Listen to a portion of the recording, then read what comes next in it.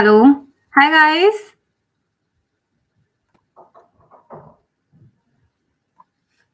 Hello. Hi. Yes, so I'm here to answer all your questions. Please tell me.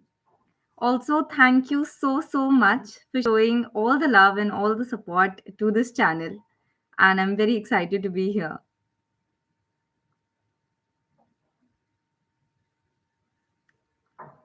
So, any questions if you have about. Hello. Hi, Tanishk.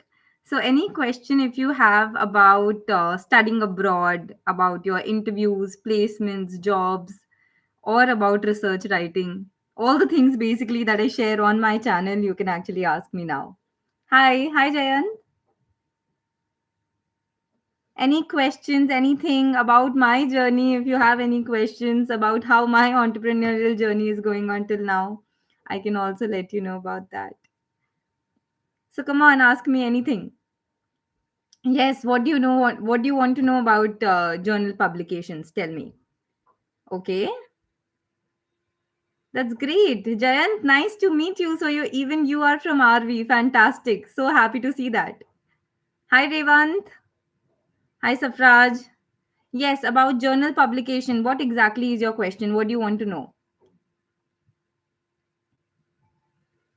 Okay, I have another question now. So Tanisha is asking me, can an international student from any university in Singapore do a part-time job? Yes. So in general, these rules vary from university to university, but for NTU and NUS, I'm very sure that you can work part-time while studying in that university, and the total number of hours that you can work for is around 16 hours per week. But for each university, you should check that out. What are their rules? What are their requirements? Okay. So another question I have from Tanishk is, what is the journal publication process? How is the process of selection? So first thing what you need to do, Tanishk, is once you've written your research paper, you need to choose a journal that you want to apply to. So how to choose journals? Go through your literature, see where your literature is in general published in, and then choose the journals from there. And then you go to the journal website, you see what are their requirements, and then accordingly you go for the publication process, following all the guidelines that are given by the journal. Okay. Anything else? Any other questions?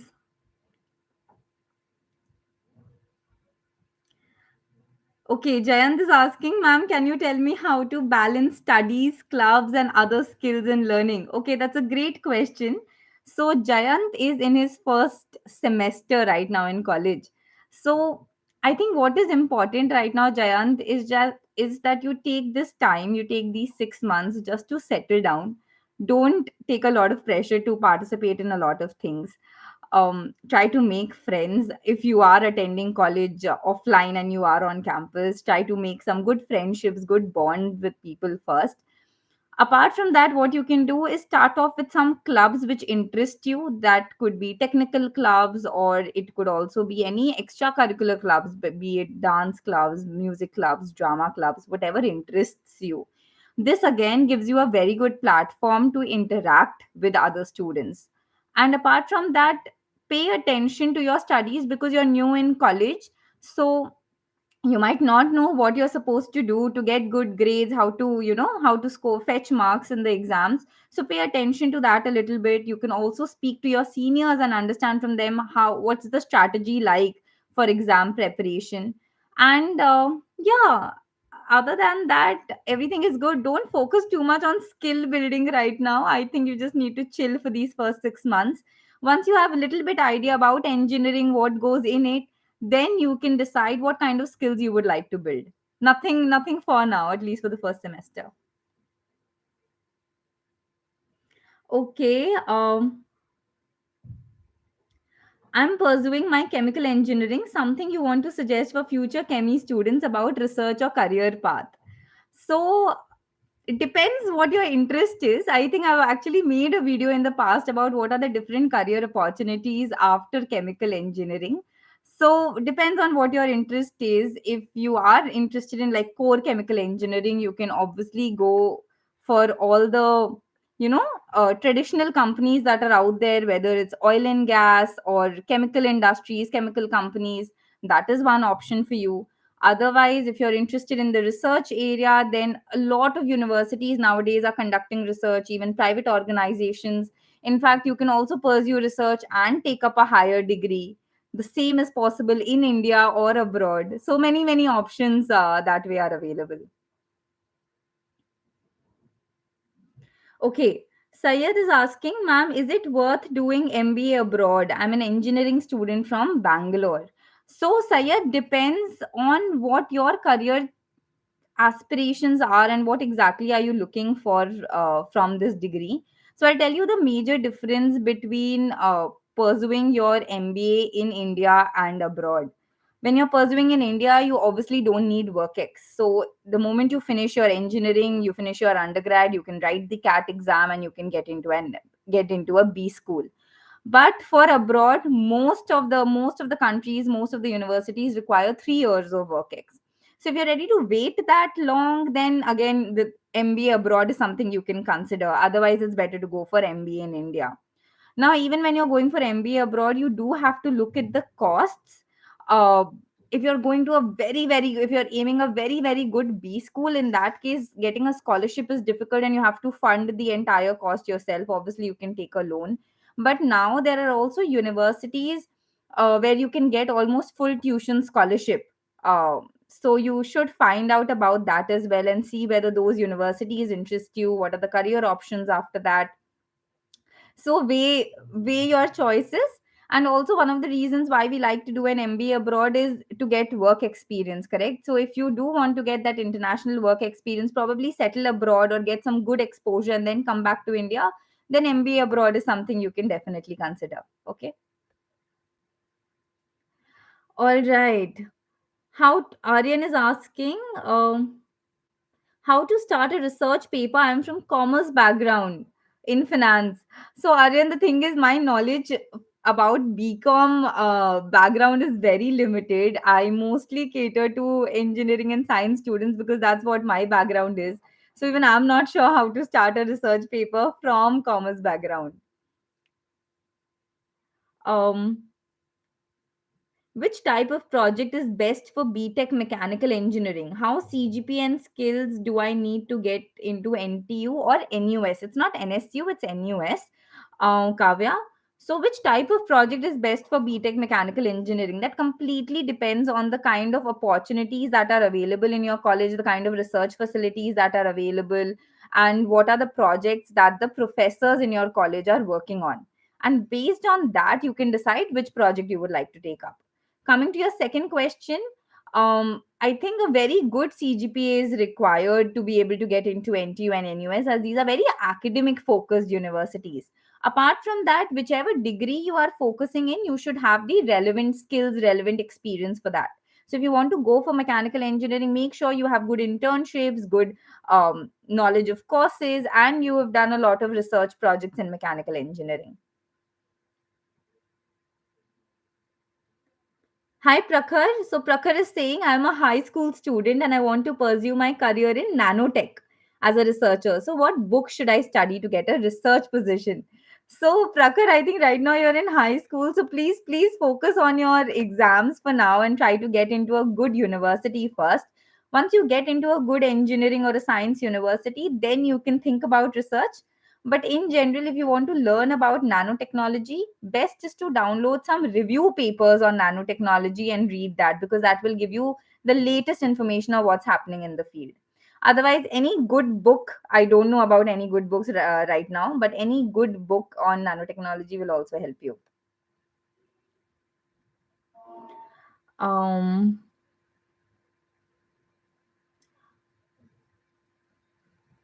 so when I was at RVC, it was autonomous. It was not, I mean, it was autonomous, but under VTU. Yeah.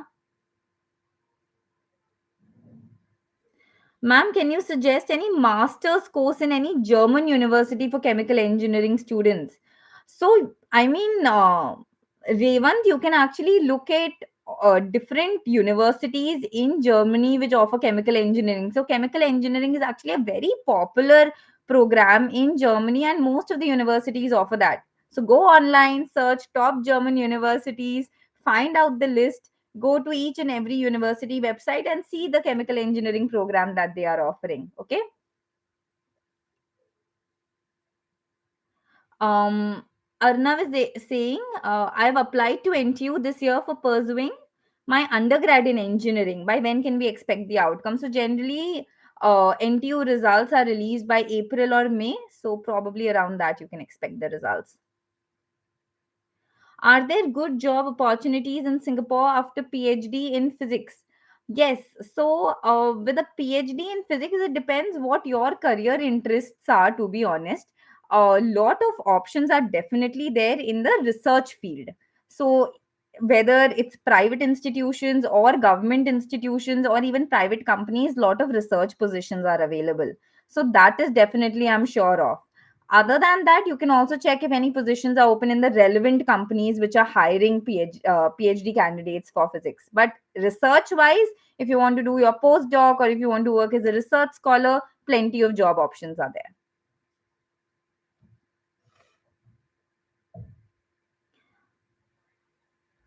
there. Um, Anything else? Anything else?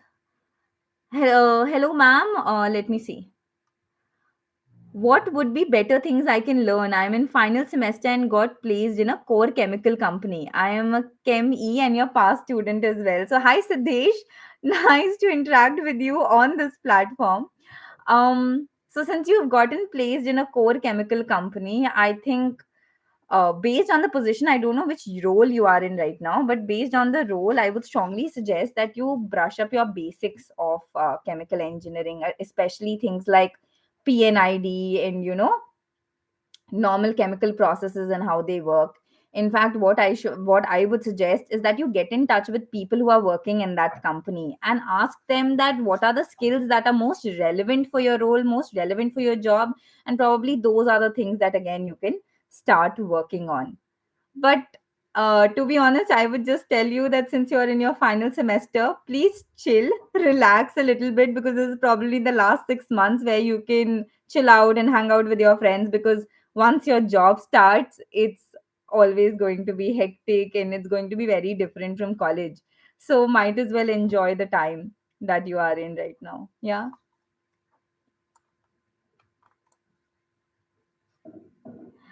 Um,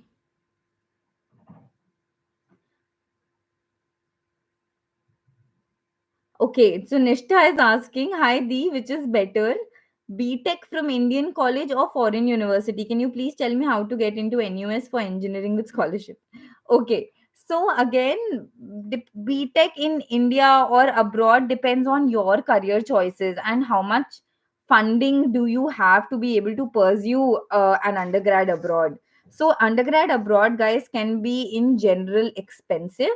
So you need to decide whether you are able to fund your education abroad or not. Obviously, the kind of exposure that you get abroad is going to be much better as compared to India. But having said that, India also has great institutes in terms of IITs and ITs, even some great private institutes.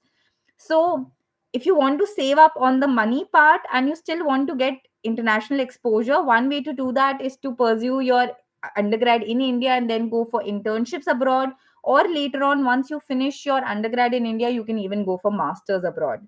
So, masters is going to be cheaper for you as well, and you'll get that international exposure. So, weigh the pros and cons, and then you can take your decision accordingly. Stephen is saying, hey, I got an offer to work for ExxonMobil Bangalore. I'm a mechanical engineering undergrad. Any tips for the company? And also, what fields can I look into after Exxon? Okay, congratulations. Firstly, congratulations, Stephen, for getting into Exxon. It's a great company and a great brand to start your career with. So many congratulations for that. Um, any tips as such? I would just say Exxon is a company where you will obviously have to work very hard. So be prepared for that and given your best, because the growth opportunities there are tremendous in terms of the roles that you can take, in terms of the responsibilities you want to take up.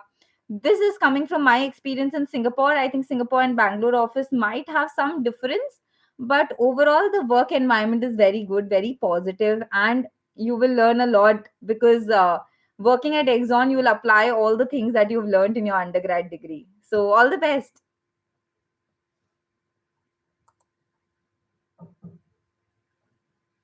Why not start Wise Up Communications offline also? So thanks, Shriram. I think that's a great question.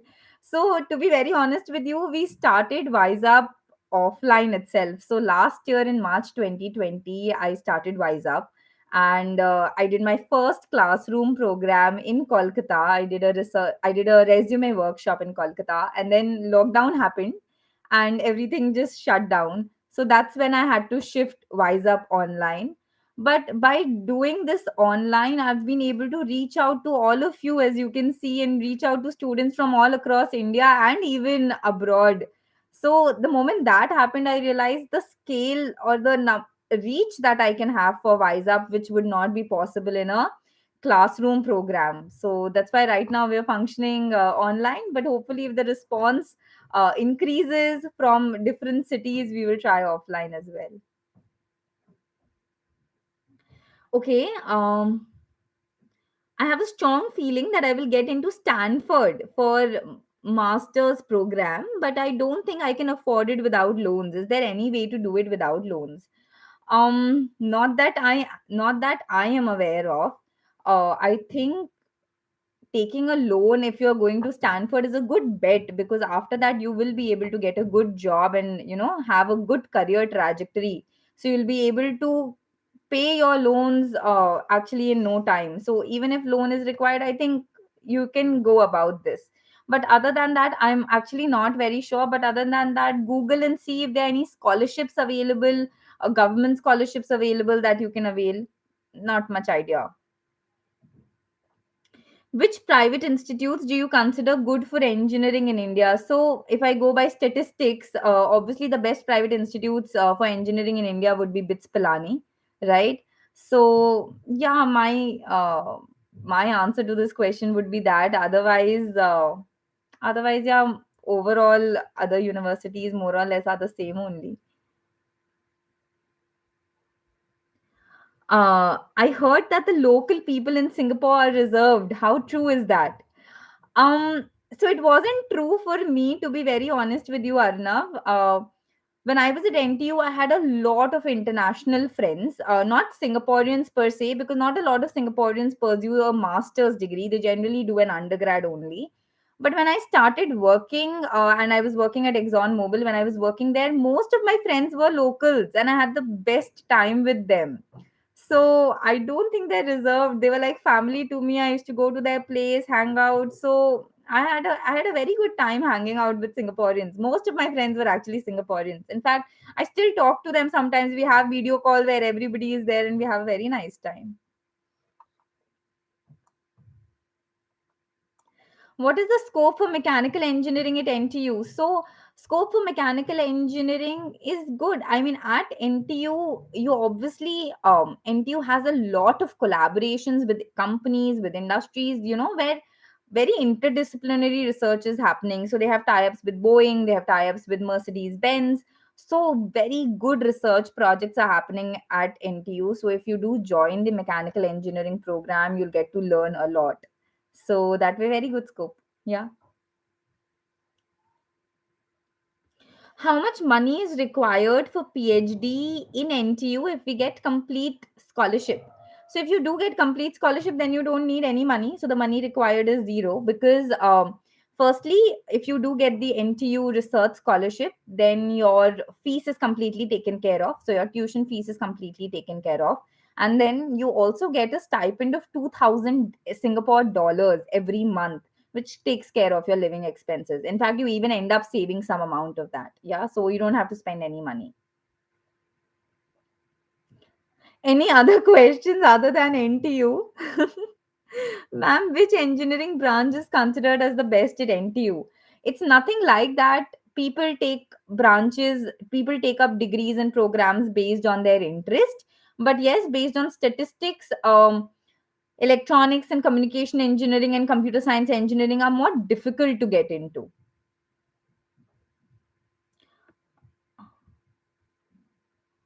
Thank you so much, Palvi. Hi. Guys, I need a break from NTU and NUS questions. Anything else that I can answer for you?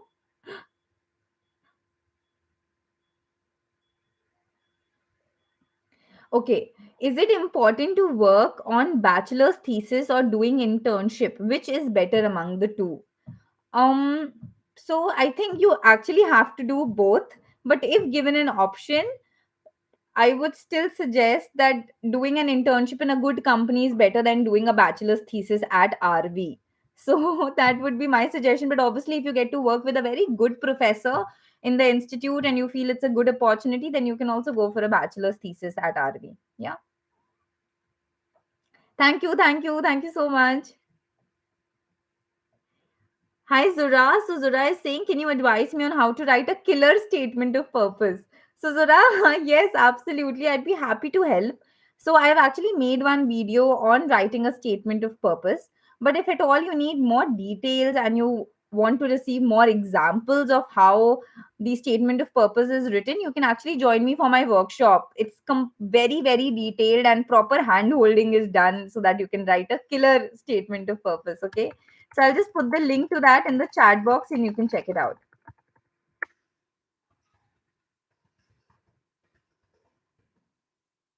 Yep. Thank you so much. Full party, yes, full party is happening for 20K. Yeah. Um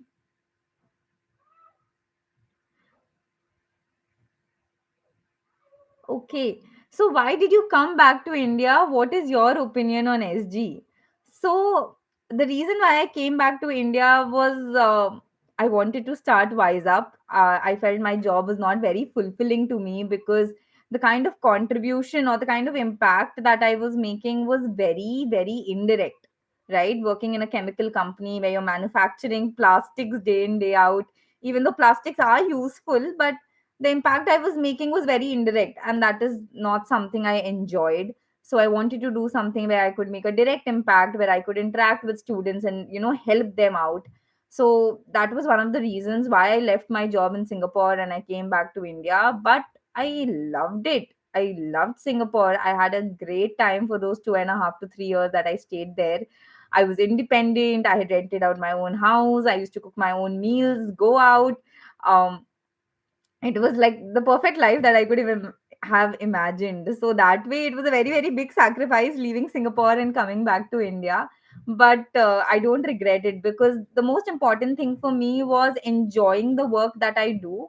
And that is something that I've been able to find at Wise Up. So, yeah, that way, great country to go to, Singapore. Yeah, definitely.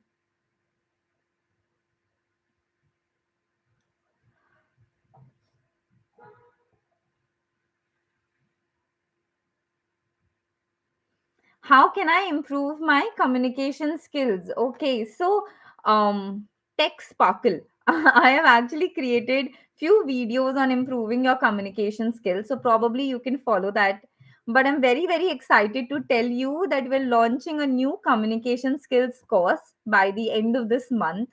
And that course I've curated in a way so that whatever areas you find a problem or an issue with your communication skills, so be it initiating conversations with people or delivering very impactful presentations either in your college or at your workplace, or participating actively in a group discussion, or communicating confidently in an interview, or writing good emails. So these are the places where our communication skills play a very important role, right? So all these things I've incorporated in my workshop, and we'll be launching it by the end of this month. In fact, all the information is already available on our website, so you can check that out. I'm very excited, and I hope that this course can help you, because when I was searching online, I couldn't find any good communication skills course which covered all these things. So I hope this helps. IELTS score is mandatory or not? It's not mandatory. um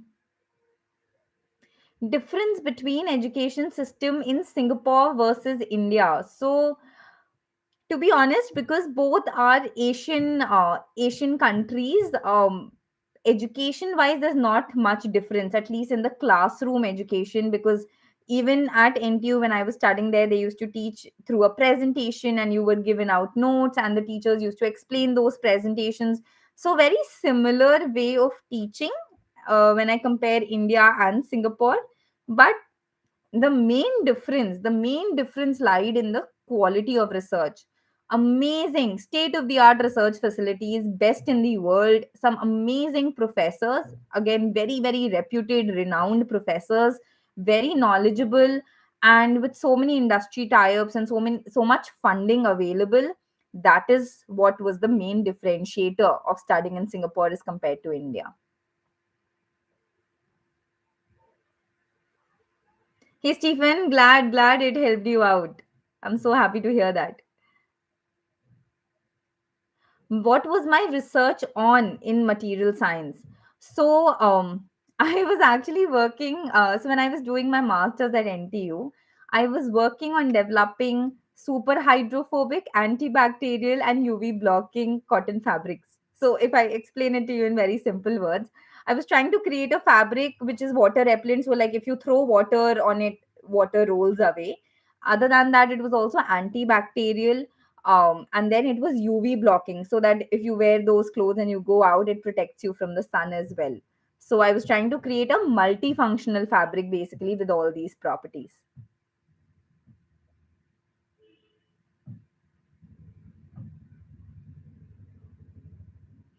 Hmm. What extracurricular activities should I do to get into NTU for undergraduate? So, the thing is that both NTU and NUS that way are more academic focused. So, if you are aiming to get into NTU or NUS, I would say focus on your boards. Higher is your board percentage, better would be your chances to get into those universities. Other than that, anything that you're good at in terms of extracurricular, be it volunteering, be it holding leadership positions in your school or in sports, whatever you're good at, you can actually mention that in your application.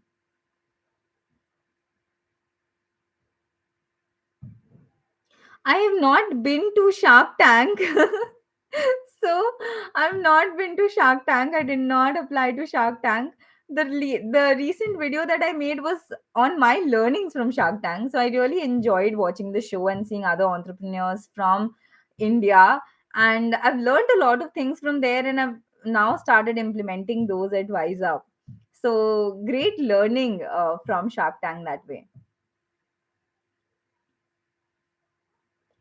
Sharanya, that is something I'm not sure of. So Sharanya is asking any short-term course to do in Singapore which can help me get a job for BTech IT. I'm sorry, I don't have much information on this. Okay. How difficult to get into NTU after undergrad, GRE, TOEFL, research paper publication, GPA? So, Palvi, everything is important. GRE scores are important. To good GRE scores are important. TOEFL is optional. Research paper publication, if you have, that's fantastic, and that really boosts your chances. Other than that, good CGPA is also important. So, when you're applying for a master's at NTU, a combination of all these things are seen generally. Yes, absolutely, Yashita. That is in the pipeline. So Yashita is saying, can you please invite somebody from German university? My plans are actually to do that from German universities as well and from Nordic countries as well. So Sweden is there, and very good programs are there in these universities. So I am going to bring more people on this channel so that I can help you out with this. Prakhar, I've already answered your question. You can go back in my video and you can, hear the answer. I've already answered your question. For chemical engineering, which master specialization will be good for us according to current market situation?